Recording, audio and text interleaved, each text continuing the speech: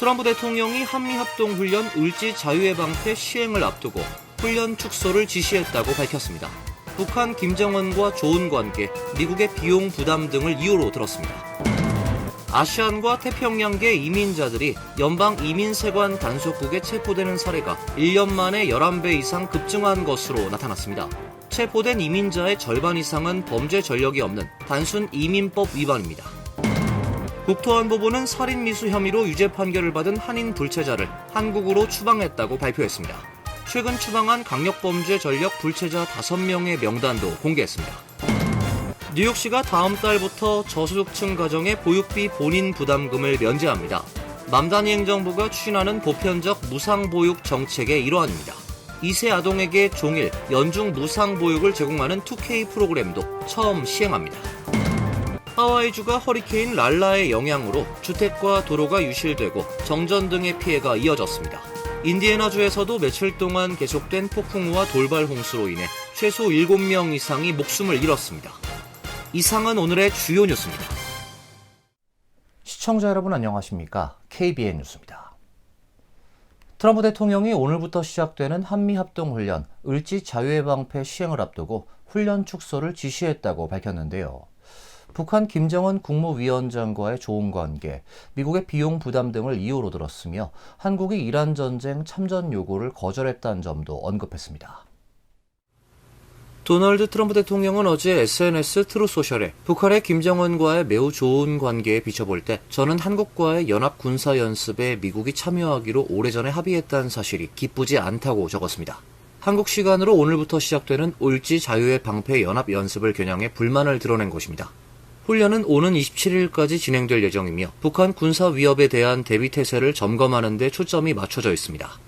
트럼프 대통령은 이 훈련은 비용이 많이 들 뿐 아니라 그 비용의 상당 부분을 미국이 부담하고 있다. 뿐만 아니라 대통령으로 있는 한 위협적이지 않고 정중한 태도를 보여온 나라에 전적으로 부적절하고 적대적인 신호를 보낸다고 주장했습니다. 이어 그것을 취소하기에는 너무 늦었다는 점을 감안해 저는 피트 헤그세스 국방부 장관에게 연합 군사연습을 대폭 축소하라고 지시했다 밝혔습니다. 트럼프 대통령은 전날 SNS에 돌연 2019년 6월 판문점 회동 당시 김정은 북한 국무위원장과 찍은 사진을 게시하며 우린 아주 좋은 관계를 유지하고 있다고 밝혔는데 하루 만에 한미 연합연습 축소를 지시하고 나선 것입니다. 그는 다소 관련이 없을지 모르지만 저는 최근 한국 대통령에게 이란의 비핵화에 우리와 함께하길 원하는지 물었다. 그리고 그들은 사양하겠다고 말했다고 주장했습니다. 한편 청와대는 한미 양국은 그동안 확고한 연합 방위태세 유지와 연합연습 및 훈련에 대해 긴밀하게 조율해왔다며 앞으로도 이와 관련한 구체 사항에 대해 공조해 나갈 것이라 밝혔습니다. 아시안과 태평양계 이민자들이 이민세관 단속국에 체포되는 사례가 1년 만에 11배 이상 급증했다고 하는데요. 체포된 이민자의 절반 이상은 범죄 전력이 없는 단순 이민법 위반입니다. USC 형평성 연구소가 최근 공개한 분석에 따르면 지난해 캘리포니아에서 ICE에 체포된 아시안 및 태평양계 이민자는 전년보다 무려 1109% 증가했습니다. 이는 같은 기간 캘리포니아 전체 IC 체포 건수가 386% 증가한 것과 비교할 때 훨씬 가파른 증가세입니다. IC 체포 10건 가운데 약 1건은 아시안 이민자로 약 3,000명에 달했습니다. 인도 출신이 가장 많았으며 중국, 베트남, 아르메니아, 라오스 순입니다. 이번 분석에서 특히 주목되는 것은 ICE에 체포된 이민자들의 범죄 전력입니다. 지난해 캘리포니아에서 ICE에 체포된 아시안 이민자 가운데 약 56%는 범죄 기록이 전혀 없었습니다. 2024년엔 이 비율이 19%에 불과했습니다. 1년 만에 범죄 전력이 없는 아시안 체포자의 비중이 크게 높아진 것입니다. 이번 분석은 2024년 1월부터 올해 3월까지 ICE가 보고한 개인별 체포 기록을 UC 버클리의 추방 데이터 프로젝트가 처리한 자료를 토대로 이루어졌습니다. 다만 연구진은 이번 집계가 트럼프 행정부 아래에서 실제로 이루어진 전체 이민 단속 규모보다 적을 가능성이 있다고 설명했습니다. 분석 대상이 ICE의 체포 기록으로 한정됐기 때문입니다. 국경 순찰대를 비롯한 다른 연방기관들도 캘리포니아에서 이민자 체포와 추방 단속을 벌이고 있어 이들을 포함하면 실제 단속 규모가 더 클 수 있습니다. 국토안보부는 살인미수 혐의로 유죄 판결을 받은 한인 불체자를 한국으로 추방했다고 발표했습니다. 최근 추방한 강력범죄 전력 불체자 5명의 명단도 공개했습니다. 국토안보부는 13일 한국 국적 불체자 이예로 씨를 지난 4일 한국에 추방했다고 밝혔습니다. DHS는 이 씨가 살인미수 전과가 있다고 덧붙였습니다. 당시 지역 매체에 따르면 이 씨는 2018년 10월 미시시피주 듀렌트의 디포 스트릿의 한 미용용품점에서 한 남성을 흉기로 공격했습니다. 피해자가 길 건너편 르네상트 은행으로 달아났지만 이 씨는 뒤따라가서 공격을 이어간 것으로 전해졌습니다. 피해자는 흉기에 여러 차례 찔려 병원으로 옮겨졌으며 당시 중태에 빠졌습니다. 이 씨는 현장에서 체포돼 가중폭행 혐의로 구치소에 수감됐으며 이후 이 씨는 살인미수 혐의로 유죄 판결을 받은 것으로 알려지고 있습니다. ICE는 지난 4월 X에 이 씨의 체포 사실을 알렸고 이달 4일 한국으로 추방됐습니다. DHS는 이번 발표에서 이 씨를 포함해 최근 추방한 강력범죄 전력 불체자 5명의 명단도 공개했습니다. 멕시코 국적자는 고의적 과실치사, 과테말라 국적자는 강간, 캐나다 국적자는 불법 감금, 폭행, 온두라스 국적자는 중범 절도 유죄 전력이 있었습니다. 지난 2017년 LA 한인타운 아파트에서 남편을 흉기로 찔러 살해한 혐의로 복역 중인 한인 여성의 가석방이 승인됐습니다. 최소 16년을 복역해야 했지만 9년도 되지 않은 시점에 석방 가능성이 열린 겁니다. 캘리포니아주 교정재활부가 온라인에 공개한 가석방 심사 결과에 따르면 유미선 씨는 지난 6월 3일 열린 가석방 적격성 심사에서 가석방 적격 결정을 받았습니다. 유 씨는 당시 2급 살인 혐의로 유죄 판결을 받아 16년에서 종신형을 선고받았으며 최소 16년을 복역해야 가석방 심사 대상이 되는 형량이었습니다. 그러나 복역 기간이 9년에 미치지 않는 시점에서 가석방 적격 결정을 받으면서 예상보다 이른 석방 가능성이 열렸습니다. 유 씨의 가석방 승인은 그동안 수감 생활에서 모범적인 태도를 보인 점 등이 심사 과정에서 고려된 결과로 풀이되고 있습니다. 다만 가석방 적격 결정이 곧바로 석방을 의미하는 것은 아니며 주지사 검토 등 최종 절차가 남아 있습니다. 유 씨 사건은 2017년 7월 30일 새벽 LA 한인타운에서 발생했습니다. LA 경찰국에 따르면 당시 경관들은 멜로 애비뉴와 11가 인근 아파트에서 총성이 들렸다는 신고를 받고 출동했습니다. 이후 아파트 내부에서 당시 31세였던 남편 성태경 씨가 오른쪽 가슴 부위를 흉기에 찔려 숨져 있는 것을 발견했습니다. 경찰은 현장에 함께 있던 유 씨를 살해 용의자로 체포했으며 피가 묻은 식칼을 증거품으로 확보했습니다. 당시 경찰이 아파트를 수색하는 과정에서 유 씨가 피가 묻은 옷을 입은 채 문을 열고 있었고 침실 바닥에 다량의 피를 흘리고 쓰러져 있던 성 씨가 발견된 것으로 전해졌습니다. 당시 재판에서 검찰은 두 사람이 결혼 뒤에 자주 다툼을 벌였으며 상호 폭행도 있었다고 주장했습니다. 또 사건 당일 유 씨가 술에 취한 상태에서 남편과 갈등을 빚다 범행을 저질렀으며 술에 깨기 위해 코카인을 흡입한 뒤에 남편을 살해했다고 주장했습니다. 뉴저지 연방교도소의 여성 교도관이 1년 넘게 남성 수감자와 부적절한 관계를 이어온 혐의로 연방 당국에 기소됐습니다. 이 여성 교도관은 한인 남편을 둔 것으로도 알려지고 있습니다. 연방검찰에 따르면 27세 여성 조던 펜삭은 뉴저지주 벌링턴 카운티의 연방교도소 FCI 포트 딕스에서 교도관으로 근무하면서 2024년 4월 이후 한 남성 수감자와 지속적으로 부적절한 관계를 맺은 혐의를 받고 있습니다.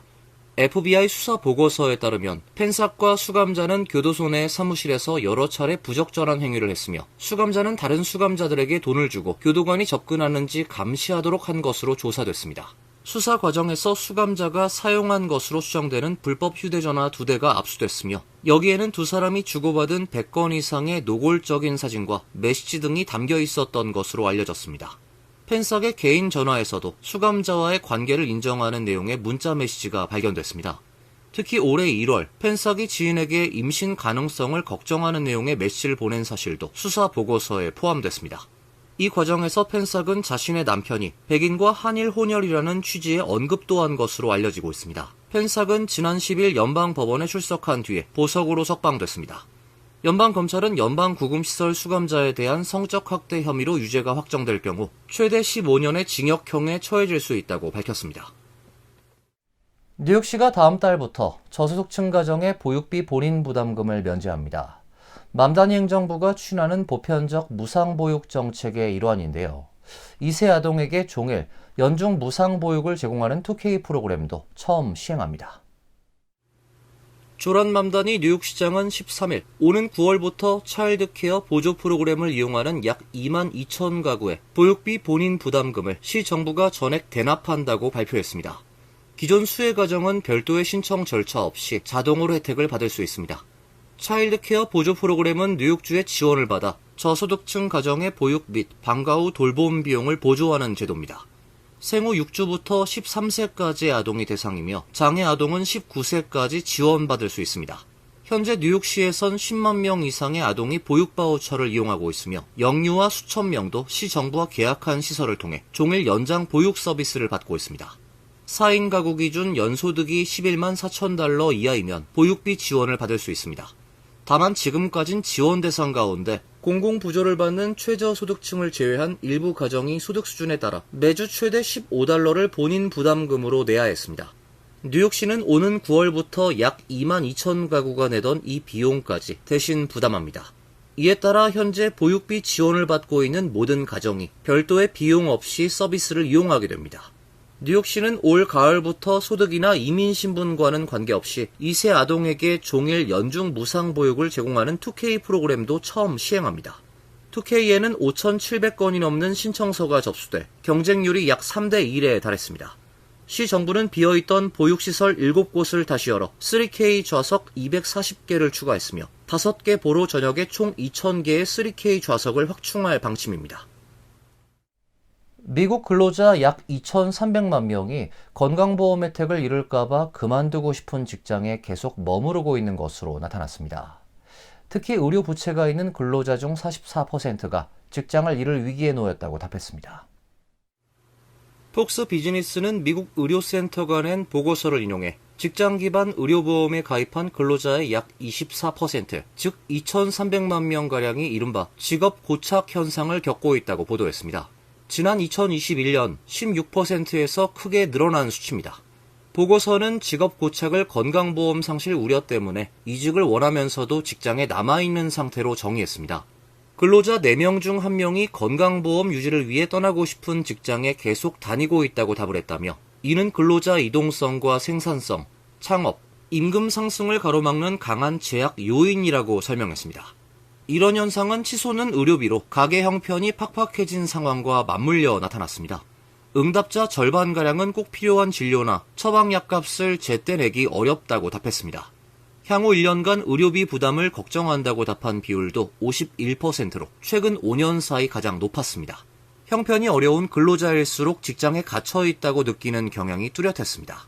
의료 부채가 있는 근로자 중 44%가 직장을 잃을 위기에 놓여 있다고 답했는데 이는 의료 부채가 없는 근로자의 2배가 넘는 수치입니다. 의료비를 심각한 재정적 부담으로 꼽은 응답자 중에서도 절반가량이 이런 처지에 놓였다고 밝혔습니다. 의료비로 큰 스트레스를 받는다고 답한 응답자 사이에선 이 비율이 53%까지 올라갔습니다. 하와이주가 허리케인 랄라의 영향으로 주택과 도로가 유실되고 정전 등의 피해가 이어졌습니다. 인디애나주에서도 며칠 동안 계속된 폭풍우와 돌발 홍수로 인해 최소 7명 이상이 목숨을 잃었습니다.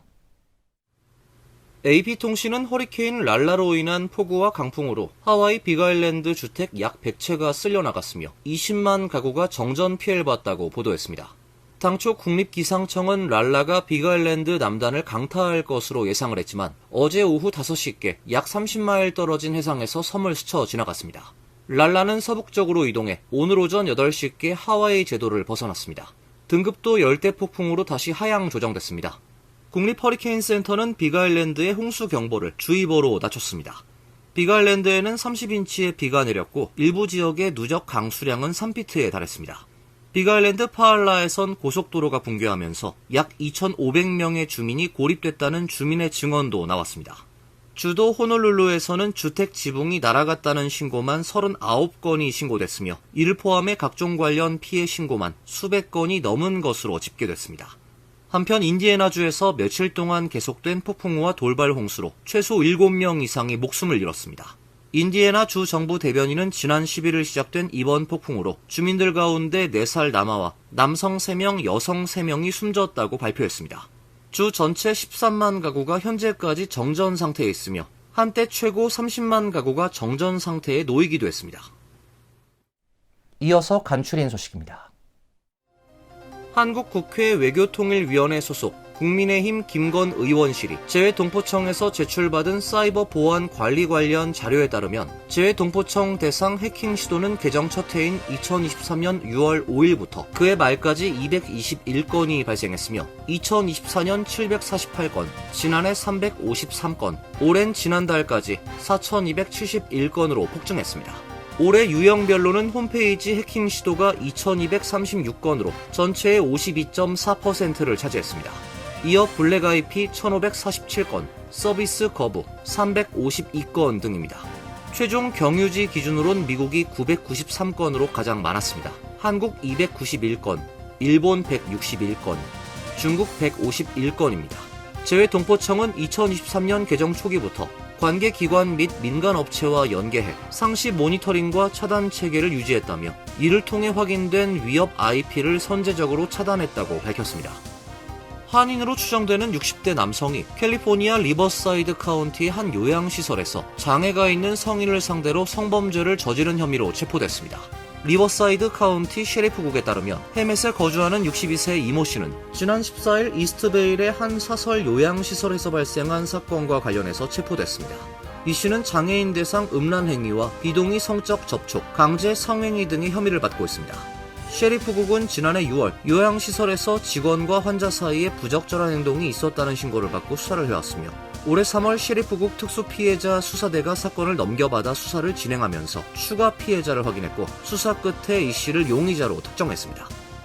뉴욕시 보건국은 맨해튼 어퍼 이스트 사이드 지역에서 레지오넬라균에 감염돼 치료를 받던 환자 중 2명이 추가로 숨졌다고 밝혔습니다.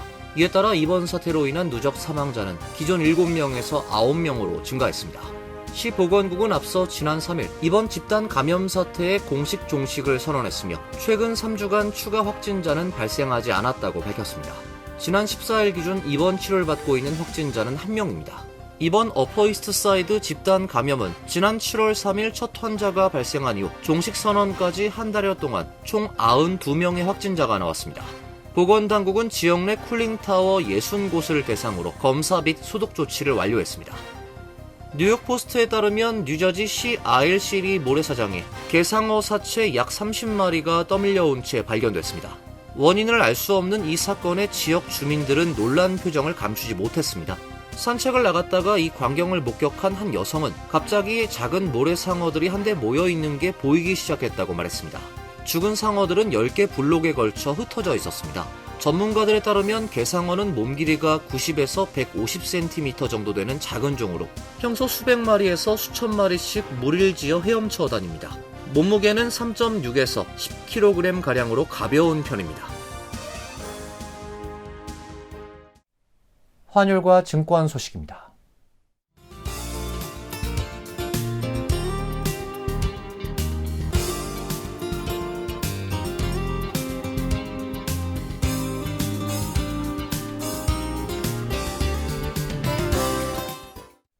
이어서 날씨입니다.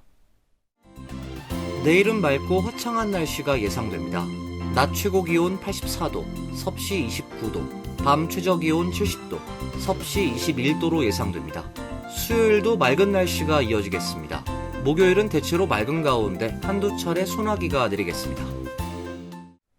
이상으로 KBN 뉴스를 마칩니다. KBN과 함께 즐거운 시간 되시길 바랍니다. 동부 최대 한인방송 KBN이 제작하는 KBN 뉴스는 웹사이트 mykbn.com 그리고 유튜브와 페이스북에서 다시 보실 수 있습니다. 좋아요, 구독, 알림 설정은 뉴스 제작에 큰 도움이 됩니다.